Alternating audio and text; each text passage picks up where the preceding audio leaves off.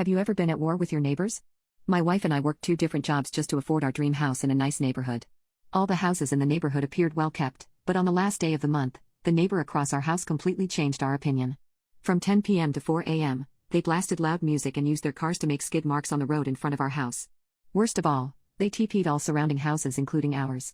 So rather than going to work, I stayed home to clean up outside. The other neighbors did the same, so I approached to ask if the parties were always this bad. They sadly explained that it had always been like this every end of the month for the past 2 years. Unfortunately, the ringleader was the son of the head of HOA, so any complaints go straight to the trash. Later that night, I came up with a plan and invited all the affected neighbors over to discuss the details. We agreed to finally get back at the little twerp. So the day of the next party, we got dressed in all black and surrounded the party house. We pulled out about 3 trays of eggs and started throwing and smashing it all along the walls and roof of the house. We egged each car, and a few neighbors threw it at the partying teens from the shadows. They screamed and ran around blindly, trying to run away from the flurry of eggs. We continued to empty the trays before heading back home feeling completely satisfied. The morning after, everyone on the street watched the son of the HOA head angrily clean the egg from the cars, windows, walls and grass. In the afternoon, an emergency HOA meeting was called, but no one owned up.